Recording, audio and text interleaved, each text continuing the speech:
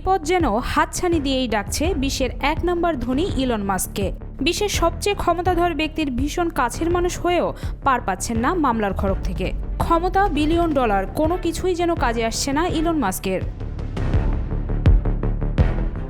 মামলার খড়গের পাশাপাশি বৈদ্যুতিক গাড়ির কোম্পানি টেসলারের শেয়ার বাজার এবং স্যাটেলাইট ইন্টারনেট কোম্পানি স্টারলিংক ব্যবসায়ও মার খেতে শুরু করেছেন ইলন মাস্ক।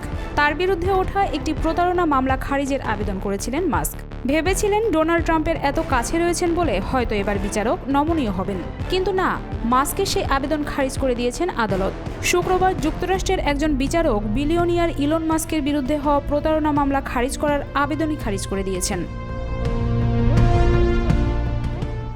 বান্ডেল থাকলে প্রতি সেনমানিতে টাকা বাঁচবে। বিকাশ সেনমানি বান্ডেল কিনে জিতুন প্রতি লেনদেনে। ওই মামলায় দাবি করা হয়েছে যে ইলন মাস্ক সাবেক সোশ্যাল মিডিয়ার টুইটারের শেয়ার হোল্ডারদের সঙ্গে প্রতারণা করেছেন। অভিযোগ হচ্ছে সোশ্যাল মিডিয়া কোম্পানিটিতে প্রাথমিক বিনিয়োগের তথ্য প্রকাশ করতে মাস্ক লম্বা সময় নিয়েছেন। বার্তা সংস্থা রয়টার্সের এক প্রতিবেদনে ম্যানহাটনের জেলা বিচারক অ্যান্ড্রু কার্টারকে উদ্ধৃত করে বলা হয়েছে, শেয়ার হোল্ডাররা যথাযথভাবে দাবি করেছেন যে বর্তমান মার্কিন প্রেসিডেন্ট ডোনাল্ড ট্রাম্পের শীর্ষস্থানীয় উপদেষ্টা ইলন মাস্ক নিয়ন্ত্রক সংস্থায় এই সংক্রান্ত তথ্য যেভাবে দিয়েছেন তা সঠিক ছিল না। তিনি টুইটারের ভবিষ্যৎ নিয়েও বিভ্রান্তিকর টুইট করেছেন এবং নীরবে তার টুইটার অংশীদারত্ব করায়ত্ত করেছেন। এসব কৌশলের মাধ্যমে তিনি ইচ্ছাকৃতভাবে শেয়ার হোল্ডারদের সঙ্গে জালিয়াতি করেন। বিচারক অ্যান্ড্রু কার্টার অবশ্য পদক্ষেপ নেওয়া সংক্রান্ত কিছু দাবি খারিজ করেছেন। তিনি মামলার উপযুক্ততা নিয়ে রায় দেননি। এদিকে যুক্তরাষ্ট্রের পুঁজিবাজার নিয়ন্ত্রক সংস্থা সিকিউরিটিজ অ্যান্ড এক্সচেঞ্জ কমিশনও দেরিতে তথ্য প্রকাশের জন্য ইলন মাস্কের বিরুদ্ধে মামলা করতে যাচ্ছে।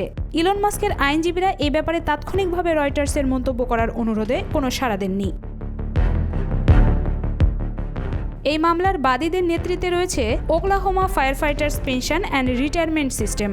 বাদীরা বলেছেন, ইলন মাস্ক 2022 সালের 24 মার্চ যে টুইটারের 5% শেয়ার কিনেছেন, সে তথ্য প্রকাশের ক্ষেত্রে তিনি সিকিউরিটিজ অ্যান্ড এক্সচেঞ্জ কমিশনের নির্ধারিত সময়সীমা উপেক্ষা করেছেন।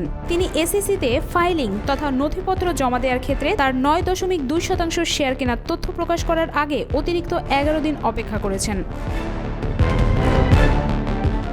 বাদীদের অভিযোগ, সময় ক্ষেপণ করে মাস্ক 200 মিলিয়ন বা 2 কোটি মার্কিন ডলারের বেশি পরিমাণ অর্থ সাশ্রয় করেন। এতে শেয়ার হোল্ডারদের ক্ষতি হয়েছে, কারণ তারা কৃত্রিমভাবে দাম কমানোর ফাঁদে পড়ে টুইটারের শেয়ার বিক্রি করেছেন। 2022 সালের অক্টোবরে মাস্ক 44 বিলিয়ন বা 4,400 কোটি ডলারে টুইটার পুরোপুরি কিনে নেন। 43 পৃষ্ঠার সিদ্ধান্তে বিচারক অ্যান্ড্রু কার্টার বলেছেন, ইলন মাস্কের 9.2% শেয়ারের তথ্য প্রকাশকে বিভ্রান্তিকর হিসেবে দেখা যেতে পারে। অ্যান্ড্রু কার্টার বলেন, শেয়ার হোল্ডাররা 2022 সালের 26 মার্চ 2টি টুইটের জন্যও মামলা করতে পারেন, যেখানে মাস্ক বলেছিলেন যে তিনি টুইটারের একজন প্রতিদ্বন্দ্বী তৈরি করার কথা গুরুত্বের সঙ্গে চিন্তাভাবনা করেছেন এবং টুইটার কিনে তার পাখির লোগোটিকে কুকুরে পরিণত করবেন। মাস্কের আইনজীবীরা বলেছেন, টুইটগুলো প্রতারণার উদ্দেশ্যে করেননি, কিন্তু বিচারক কার্টার বাদীদের যুক্তিকে অন্তত আকর্ষণীয় বলে মনে করেন। মাস্ক তার 9.2% শেয়ার কেনার তথ্য প্রকাশ করার পর 2022 সালের 4 এপ্রিল টুইটারের শেয়ার 27% বৃদ্ধি পেয়েছিল।